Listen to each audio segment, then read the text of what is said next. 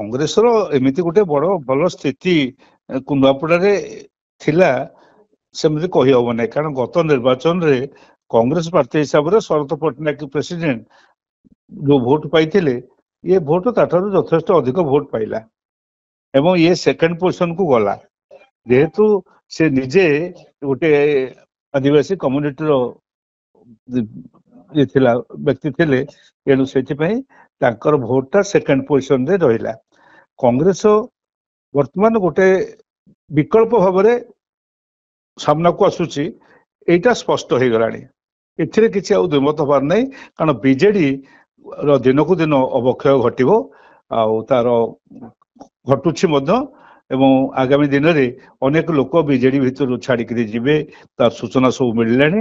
ତେଣୁ ସେ ଦଳ ଆଡକୁ ଯିବ ଏବଂ କଂଗ୍ରେସ ବିଜେପି ସାଙ୍ଗରେ ପୁଣି ଓଡିଶାରେ ସାମ୍ନା କରିବାକୁ ଆସିବ। ଏହା ହଉଛି ପ୍ରକୃତ ସ୍ଥିତି। ସେଟା କୁହାଯାଏ, ଯେତେବେଳେ ହାରିଗଲା ପରେ ବିଭିନ୍ନ କାରଣ ସବୁ କୁହାଯାଏ। ବିଭୀଷଣ କିଛି କଥା ନାହିଁ। ସେମିତି କାହା କଥାରେ କେହି ପରିଚାଳିତ ହଉଛନ୍ତି ତା ନୁହେଁ, ଭାଙ୍ଗିଦେବେ ଭୋଟ, ଏମିତି ହେଇପାରିବନି, ହଉନାହିଁ ବର୍ତ୍ତମାନ ଯୁଗରେ। ଆଉ ସେଥିପାଇଁ ଆମେ ଦେଖିଲେ ବିହାରରେ ଅନେକ ଲୋକ ବିହାରର ପ୍ରାର୍ଥୀକୁ ନେଇକରି ବିଜେପିର ଅସନ୍ତୁଷ୍ଟ ଥିଲେ ଏବଂ ସେମାନେ ମଧ୍ୟ ଆଗରୁ ତାଙ୍କ ପ୍ରକାଶ କରୁଥିଲେ ଯେ ଏଠି ଡକାୟତ ଚୋର ବଦମାସ ମାନଙ୍କୁ ବିଜେପି ପ୍ରାର୍ଥୀ କରିଛି। ଯୋଉମାନଙ୍କର ଆଜି ଯୋଉମାନଙ୍କୁ ସବୁ ସସ୍ପେଣ୍ଡ କରାହେଲା, ଦଳରୁ ବାହାର କରାହଉଛି, ତା ସତ୍ତ୍ୱେ କଣ ଲୋକେ ତାଙ୍କଠାରୁ ଛାଡିକି ଚାଲି ଯାଇଛନ୍ତି?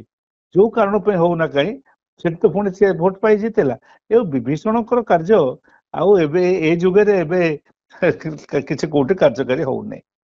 ତା ସତ୍ୟ ସେଇଟା ଗୋଟେ ପାର୍ଟ। କାହିଁକି ନା କଂଗ୍ରେସର ଯୋଉ ଲୋକ ମାନେ ଟିକେ ଆଗୁଆ ହେଇକି ଦେଇଥାନ୍ତେ, କିଛି ସାହାଯ୍ୟ କରିଥାନ୍ତେ, ତାଙ୍କ ଘର ମାନଙ୍କରେ ଇଲେକ୍ସନ ପୂର୍ବରୁ ଇନକମ ଟ୍ୟାକ୍ସ ରେଡ୍ ହେଲା, ଇଡି ରେଡ୍ ହେଲା, ଏଠି ହେଲା। ଏବଂ ଏପରି ହେଲା ଯେ ଆମେ ଦେଖିଲେ ଛତିଶଗଡର ମୁଖ୍ୟମନ୍ତ୍ରୀ ଆସିବା କଥା ଯିଏ ଥିଲେ ପୂର୍ବରୁ ବାଗେଲା କଂଗ୍ରେସର, ଏଠି ତାର ଯେହେତୁ ନୂଆପଡା ତାଙ୍କ ପାଖକୁ ଲାଗିଛି, ସେଇ ସମୟରେ ତାଙ୍କର ପୁଅ ଉପରେ ଇଏ କରିବା ପାଇଁ କି କାର୍ଯ୍ୟାନୁଷ୍ଠାନ ଗ୍ରହଣ କରିବା ପାଇଁ ବ୍ୟବସ୍ଥା ହଉଛି ଏବଂ ସେ ରହିଲେ ବ୍ୟସ୍ତ ରହିଲେ ସେଥିରେ। ତେଣୁ ସବୁ ଜାଗାରେ କଂଗ୍ରେସକୁ ବିଭିନ୍ନ ବାଟରେ କ୍ରିପୁଲ କରିବା, ତାକୁ ଦୁର୍ବଳ କରିବା, ଏ କଥା ଭାରତୀୟ ଜନତା ପାର୍ଟିର ଏଇଟା ମୂଳ ଆଧାର। ଭାରତୀୟ ଜନତା ପାର୍ଟି 14 ମସିହାରେ ଟିକେ ଭୋଟ ପାଇକି ଆସିଲା ପରେ ଇଏ କଂଗ୍ରେସ ମୁକ୍ତ ଭାରତ ବୋଲିକରି ଘୋଷଣା କରୁଥିଲା। ଅବଶ୍ୟ ଭାରତ ବର୍ଷକୁ ସେ ଚିହ୍ନି ନାହାନ୍ତି। ଭାରତ ବର୍ଷ ଯେ କଂଗ୍ରେସ ସହିତ ଏକ ଜଡିତ ହେଇକି ରହିଛି, ତାର ସମ୍ପର୍କ ଜଡିତ, ଏକଥା ସେ ଜାଣିପାରି ନାହାନ୍ତି। ଯୋଉଥିପାଇଁ କଂଗ୍ରେସ ରହିଛି, କଂଗ୍ରେସର ଦୁର୍ବଳ ସ୍ଥିତି ହେଇଯାଇଛି ବିଭିନ୍ନ ଜାଗାରେ, ବିଭିନ୍ନ କାରଣରୁ। ଏଇ ଯୋଉ ପ୍ରକାର କରାଯାଉଛି, ଯୋଉ ପଇସା କ୍ରିପୁଲ କରାଯାଉଛି, ପଇସା ଦୃଷ୍ଟିରୁ ଅର୍ଥକୁ ବିଭିନ୍ନ ଲୋକଙ୍କୁ ଧମକ ଚମକ ଦିଆଯାଉଛି, ଯୋଉମାନେ ସାହାଯ୍ୟ କରିବା ଲୋକ ସାହାଯ୍ୟ ବି କରୁନାହାନ୍ତି, ଏଇ ଯୋଉ ଅବସ୍ଥା ହଉଛି। ଆଉ କଣ ଶୁଣନ୍ତୁ, ଏଇଟା ସତ୍ୟ, ସରକାରୀ କଳ ଏବଂ ସରକାରୀ ଦଳ ଉଭୟ ଏକାଠି ନହେଲେ ଏତେ ପରସେଣ୍ଟେଜ ଭୋଟ ହବ ନାହିଁ, ଟଣାଟଣାରେ ହଏ। ଏଇ ଯୋଉ 94%, 93% ଭୋଟ ସବୁ ହେଇଛି, ଇଏ ସବୁ ସରକାରୀ କଳ ଏବଂ ସରକାରୀ ଦଳର ପରସ୍ପର ସହଯୋଗରେ ହେଇଛି। ତା ନହେଲେ ହେଇପାରିବ ନାହିଁ, ଏ କଥା କେବେ ବି କୋଉଠି ହେଇପାରିବ ନାହିଁ। ସେଇ ଘଟଣାଟା ଏଠି ଘଟିଛି, ଆମେ ଲକ୍ଷ୍ୟ କରୁଛେ। ଏବଂ ଆଉ ଗୋଟେ କଥା ହଉଛି, ସରକାରୀ ଦଳ ବର୍ତ୍ତମାନ ଯୋଉ ନିର୍ବାଚନ କମିଶନର ଯାହା ଅଛନ୍ତି, ବ୍ୟବସ୍ଥା ଅଛି, ସେ ନିର୍ବାଚନ କମିଶନର ସଂସ୍କାର ନ ଆସିଲେ ସରକାରୀ ଦଳ ଯିଏ ଆସିବ ସେ ସରକାରୀ କଳକୁ ବ୍ୟବହାର କରୁଛି। ଅତୀତରେ କିଏ କେତେ ମାତ୍ରାରେ କରୁଥିଲେ, ଇଏ ଅତି ମାତ୍ରାରେ କରୁଛି। ଏଠି ହଉଛି କଥା। ଆଉ କଣ, ଏଣୁ ଗୋଟେ ବଡ ସଂସ୍କାର ଦରକାର। ପ୍ରଥମ କଥା ହେଲା ବିଜେପି ର ବାହାର ପ୍ରାର୍ଥୀ ନୁହନ୍ତି, ବିଜେପିର ଢୋଲକିଆ ହେଇଗଲେ ସେଠିକାର ଲୋକ, ତାଙ୍କ ବାପା ମାନେ ଇଏ ରାଜୁ ଢୋଲକିଆ ଏଠି ଜିତିଥିଲେ, ବାରମ୍ବାର ଜିତୁଥିଲେ, ଏଣୁ ସେ ଲୋକାଲ ପ୍ରାର୍ଥୀ ହେଇଗଲେଣି।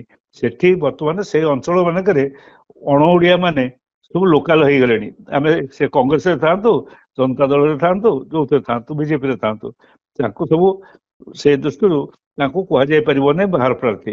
ବାହାର ପ୍ରାର୍ଥୀ ବୋଲି କୁହାଯାଉଛି ସୂର୍ୟାଙ୍କୁ। ସୂର୍ୟା କାରଣ ସେଠିକାର ନୁହେଁ, ସେ ଆଗରୁ ବାହାରେ ଛିଡା ହଉଥିଲେ, ସେ ସେଠି ଯାଇ ତାଙ୍କୁ ଛିଡା କରେଇଲେ। ସେଟା ଗୋଟେ କାହିଁକି ଛିଡା କରେଇଲେ, କୋଉ ଅବସ୍ଥାରେ ଛିଡା କରେଇଲେ, ସେଟା ତାଙ୍କୁ ଜଣା। ବିଜୁ ଜନତା ଦଳକୁ। ତେଣୁ କିନ୍ତୁ ଦଳୀୟ ପ୍ରାର୍ଥୀ ହିସାବରେ କଂଗ୍ରେସ ଭଲ ପ୍ରାର୍ଥୀ ଦେଇଥିଲା, ଲୋକଙ୍କର ସିମ୍ପାଥି ତାଙ୍କ ପ୍ରତି ଯଥେଷ୍ଟ ଥିଲା, କାରଣ ସେ ଲୋକଙ୍କ ସାଙ୍ଗରେ ଥିଲେ ଏବଂ ଆଦିବାସୀ ସମ୍ପ୍ରଦାୟ ଯୋଉ ସେ ଏରିଆରେ ସେ ତାଙ୍କର ତାଙ୍କ ଭିତରେ ତାଙ୍କର ପ୍ରଭାବ ବି ଥିଲା। ତା ସତ୍ତ୍ୱେ ଏତେ କମ ଭୋଟ କାହିଁ ପାଇଲେ ତାହା ମଧ୍ୟ ଗୋଟେ ଅନୁସନ୍ଧାନ ସାପେକ୍ଷ ଚାଲିଛି ବର୍ତ୍ତମାନ କଂଗ୍ରେସ ଦଳ ଭିତରେ, ସେ ବିଷୟରେ ସଂଗ୍ରହ କରାଯାଉଛି। କଣ କାରଣଟା ହେଇପାରେ ଖୋଜିକି ବାହାର କରାଯିବ।